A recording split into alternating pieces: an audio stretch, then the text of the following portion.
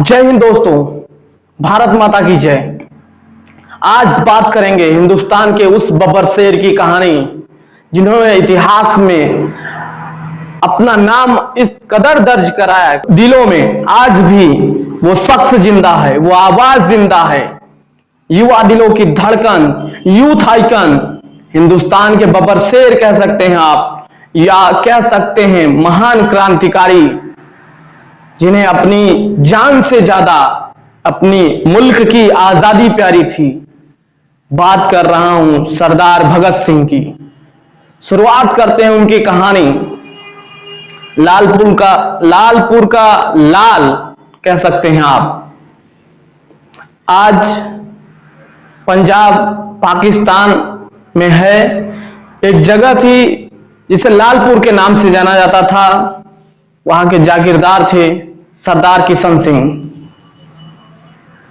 और उनकी पत्नी माता विद्यावती देवी। उनके घर एक ऐसा सपूत पैदा होता है जो पूरे हिंदुस्तान में अपना नाम अमर कर जाता है। भारतीय इतिहास में अगर बात की जाए, सबसे ज्यादा लोकप्रिय, गांधी के बराबर की लोकप्रियता हासिल करने वाले सरदार भगत सिंह थे। आज उन्हीं की कहानी बात की जाएगी, उन्हीं के ऊपर चर्चाएं की जाएंगी। तो चलिए शुरुआत करते हैं, कहां से उनके अंदर आजादी का जज्बा पैदा हुआ और कहां से उन्होंने आजादी में भाग लिया। कहानी उस समय की है जब अमृतसर में 13 अप्रैल 1919 को जलियांवाला बाग हत्याकांड होता है। उस समय मात्र महज 12 साल उम्र रही होगी सरदार भगत सिंह की। शहीद आजम, आजादी के परवाने थे। इंकलाब का नारा लेकर के जब निकलते थे गलियों में, तो पूरा हिंदुस्तान, पूरा लालपुर देखता था, पूरा पंजाब देखता था कि सरदार किशन सिंह का बब्बर शेर जा रहा है। ये धाक थी उनकी, ये रुतबा था उनका। अंग्रेज खुद परेशान थे, ये कैसा नौजवान है जो आज पूरी हुकूमत को हिला के रख दिया है। कांग्रेस उस समय एक बड़ी पार्टी थी, लेकिन उसको भी पीछे छोड़ा उन्होंने। स्वयं के दम पर एक अलग नाम, एक अलग पहचान बनाई। तो शुरू करते हैं अमृतसर से। कहानी शुरू होती है, लगभग 30 किलोमीटर की दूरी पैदल तय करके सरदार भगत सिंह जाते हैं वहां पे। और वहां जाते हैं, वहां की मिट्टी लेते हैं, वहां की मिट्टी अपने झोले में भरते हैं और ले आते हैं अपने घर। और उसी दिन से जलियांवाला बाग हत्याकांड, वो खूनी संहार, नरसंहार उन्होंने जब देखा, वहां से उनके अंदर इंकलाब शुरू हुआ। उन्होंने तभी ठान लिया कि अगर जब तक मैं जिंदा हूं देश के लिए लड़ूंगा। और उनके चाचा रोशन सिंह, वो भी एक महान क्रांतिकारी थे। उन्होंने पहले ही बोल दिया था कि भगत सिंह, भगत, मैं तुझे देश के लिए अगर जरूरत पड़ी तो कुर्बान करूंगा, तू देश का बंदा है। तू अब ये मत सोच कि तू सिर्फ लालपुर का लाल है या सरदार किशन सिंह का बेटा है, तू देश का बेटा है। देश के लिए अगर जरूरत पड़ेगी तो अपने प्राणों की आहुति देगा। करतार सिंह सराबा से वो प्रभावित थे। लेनिन, कार्ल मार्क्स की किताबें पढ़ते थे, किताबों के बहुत शौकीन थे। पढ़ने में बहुत ही कुशाग्र बुद्धि कह सकते हैं उन्हें, पढ़ने का उन्हें बहुत शौक था। बड़ी अच्छी अच्छी किताबें पढ़ते थे। उन्हीं से उनके अंदर क्रांतिकारी का जज्बा पैदा हुआ, एकाग्रता हुई। और जिस दिन एकाग्रचित मन क्रांति की भावना से निकलता है, फिर उसे रोकना, संभालना किसी सरकार के बस में नहीं होता, किसी हुकूमत के बस में नहीं होता। वहां से उन्होंने ठान लिया कि, और उस दिन जब घर पर लौटते हैं, उनकी बहन पूछती है कि आज कहां रह गए, इतनी लेट से क्यों आए, देर से क्यों आए। तो उन्होंने बताया, आज मैं जलियांवाला बाग गया था और वहां से मिट्टी लाया हूं। फिर पिताजी के साथ खेत पर निकल जाते हैं। पिताजी गेहूं की बुआई कर रहे थे। पिताजी से वहां बोलते हैं कि पिताजी मैं बंदूक बोऊंगा। पिताजी घबरा गए। बोले ऐसा क्यों बोल रहे हो? बोला कि बंदूक की आवश्यकता है, अंग्रेजों से लड़ना है मुझे, पूरे अंग्रेजों को हिंदुस्तान से मार भगाना है। यह मुल्क हमारा है, हमारे लोगों का है। हिंदू, मुस्लिम, सिख, ईसाई, सब धर्म, हर मजहब, हर जात के लोग आजादी से रहें। ये अंग्रेज भेदभाव पैदा करते हैं, खुद भेदभाव करते भी हैं, और मैं ऐसा नहीं चाहता। मैं ऐसे मुल्क का निर्माण करना चाहता हूं, ऐसा मुल्क चाहता हूं जहां खुली और स्वच्छंद हवा हो।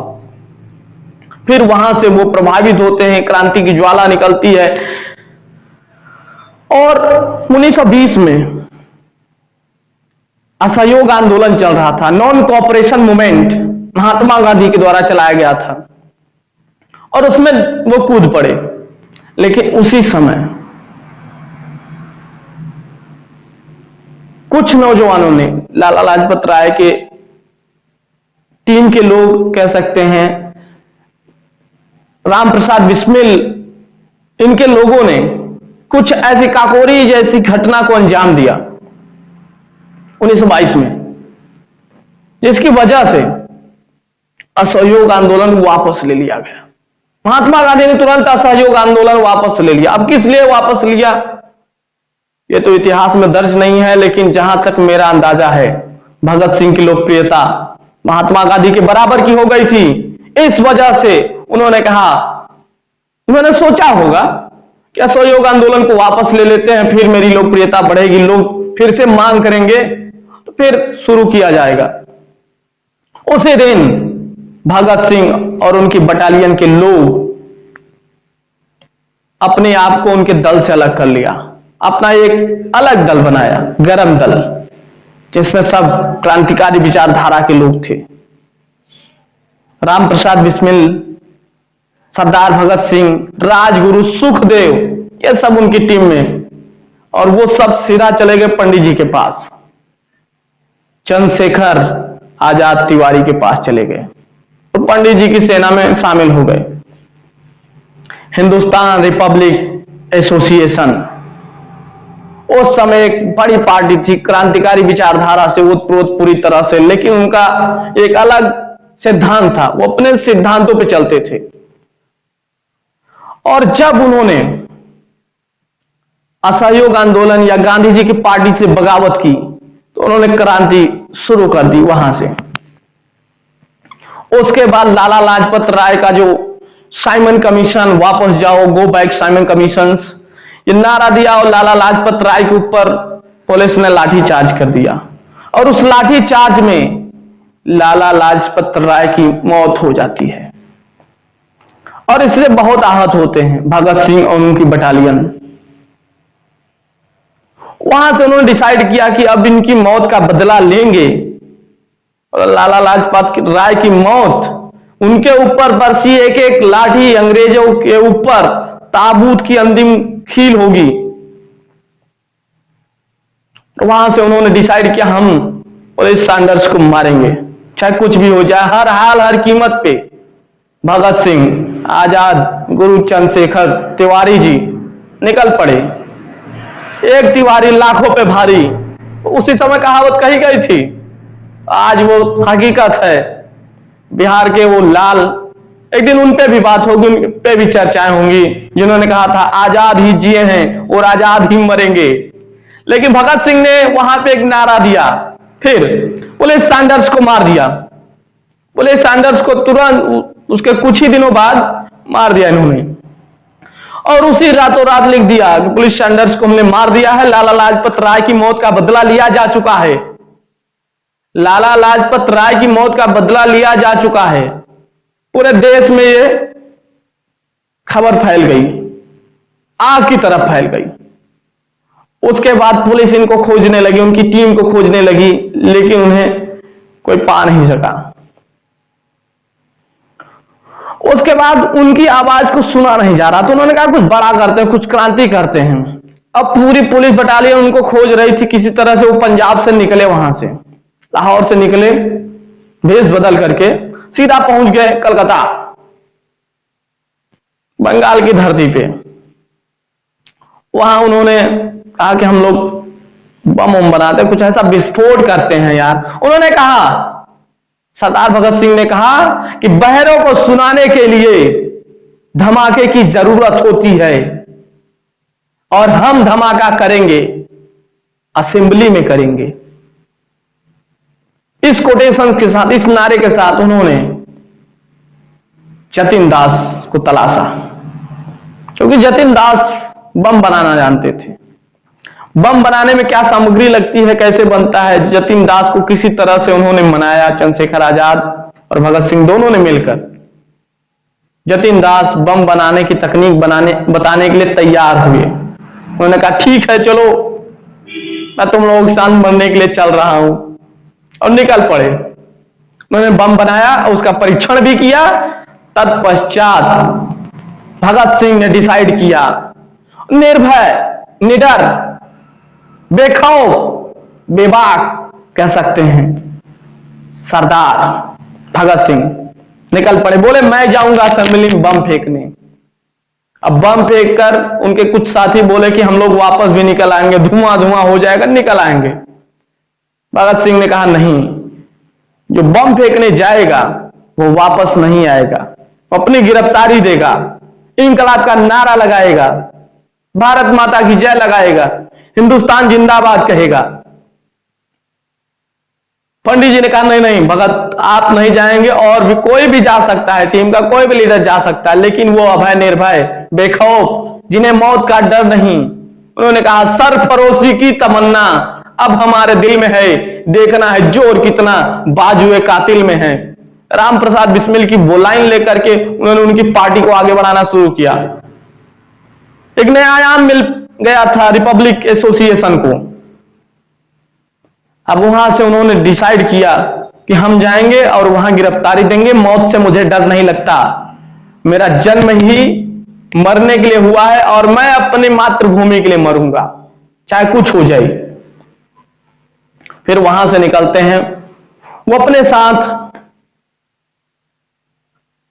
एक क्रांतिकारी वीर को लेते हैं और सीधा दोनों लोग पहुंच जाते हैं असेंबली में, जहां सभा चल रही होती है, और सेफ जगह बम को गिराते हैं जिससे किसी प्रकार की जन हानि नहीं होती है।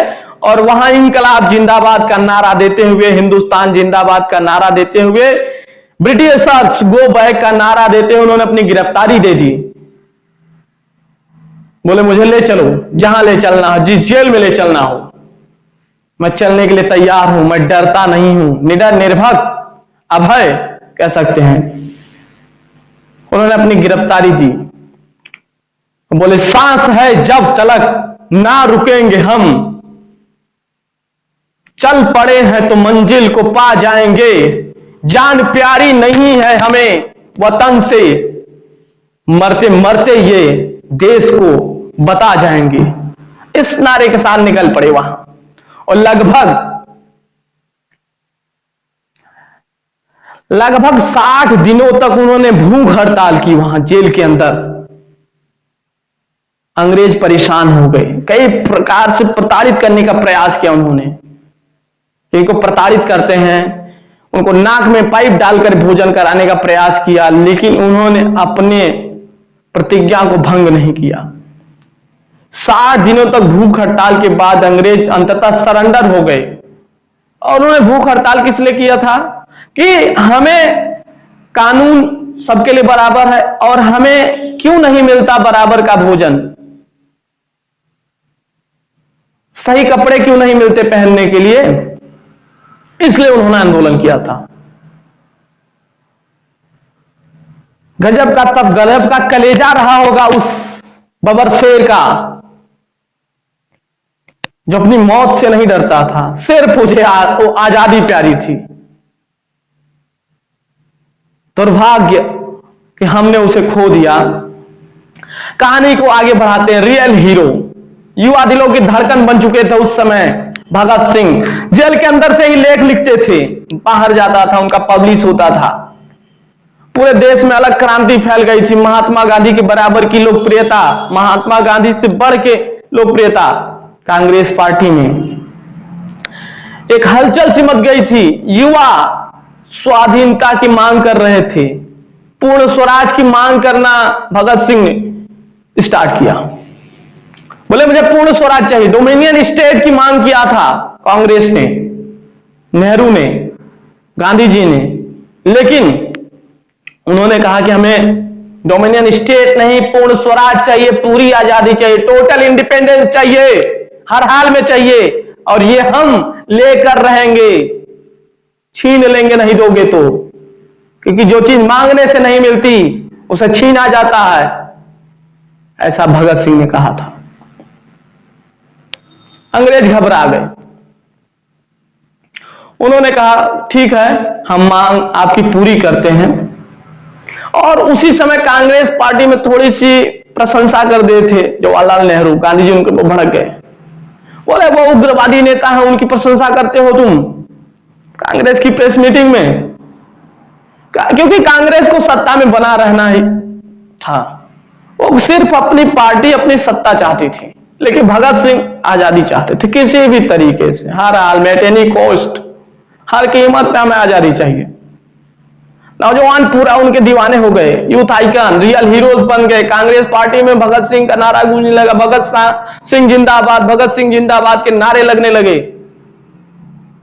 पूरी कांग्रेस घबरा गई। अंततः जवाहरलाल नेहरू को भी पूर्ण स्वराज की मांग करनी पड़ी।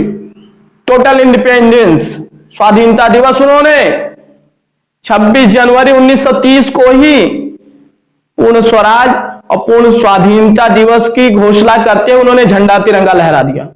इसीलिए जब हमारा संविधान 26 नवंबर 1949 को बनकर तैयार हुआ, उस समय हमारे संविधान को लागू नहीं किया गया, क्योंकि वो डेट, वो तारीख 26 जनवरी जिंदा रखना था, जो 1930 में उन्होंने पूर्ण स्वराज की घोषणा की थी।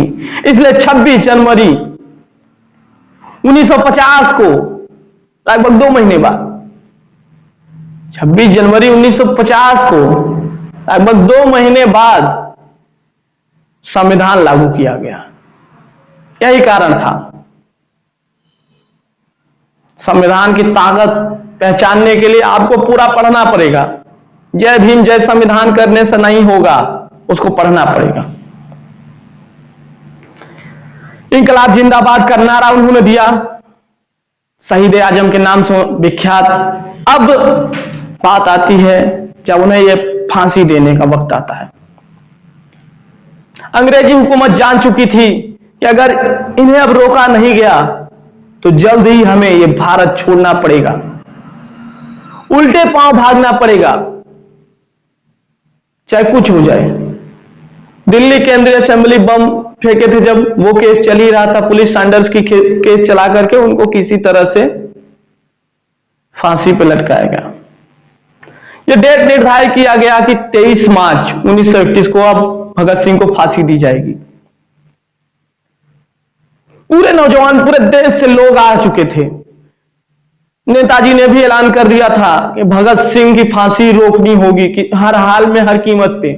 पूरा देश एकजुट होकर के एक स्वर, एक नारा दे रहा था, सेव भगत सिंह, भगत सिंह को बचाओ, भगत सिंह की फांसी रोको। नेहरू और काफी लोगों ने, कांग्रेस के लोगों ने गांधी जी से कहा, आप समझौता मत करिए और आप नौजवानों की फांसी रुकवा सकते हैं। आप अगर अंग्रेजों से बोलेंगे तो अंग्रेज फांसी रोक सकते हैं। महात्मा गांधी ने पता नहीं क्या किया, क्या हुआ, क्या बात हुई उनके बीच, लेकिन उनकी फांसी रुकी नहीं।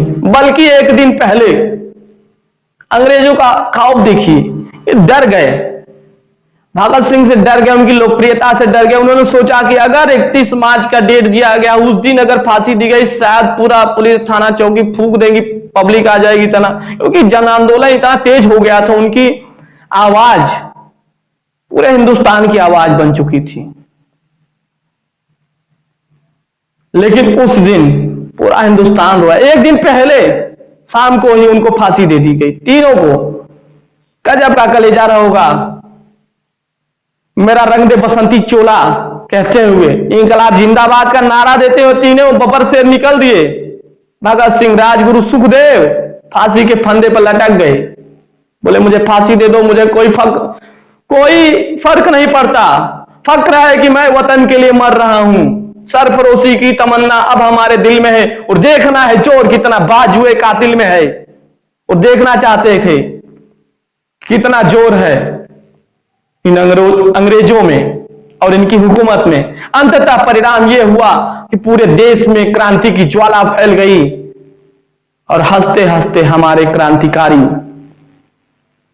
फांसी के फंदे को चूमकर झूम गए। क्या कलेजा रहा होगा, क्या जिगर रहा होगा उनका। और लालपुर का लाल शहीद हो गया। उस दिन पूरे हिंदुस्तान की लाखों माताओं ने ख्वाब देखा कि काश मेरे घर भी भगत सिंह जैसा बबर शेर पैदा हो, जो देश प्रेम के लिए बलिदान हो जाए, कुर्बान हो जाए। और उनकी कुर्बानी जाया नहीं गई। उसके बाद हजारों लाखों भगत सिंह जैसे नौजवान पैदा हुए, तैयार हुए, जिन्होंने क्रांति की ज्वाला फूंक दी। और अंततः अंग्रेजों को भारत छोड़कर जाना पड़ा। परिणाम यह हुआ। ऐसे वीर, ऐसे भगत सिंह, ऐसे सरदार को कोटि कोटि नमन करते हैं, प्रणाम करते हैं। उनकी फांसी, उनकी शहादत को याद करके आज भी आंखें नम हो जाती हैं। हिंदुस्तान के वो बबर शेर, आजादी के दीवाने। जय हिंद दोस्तों।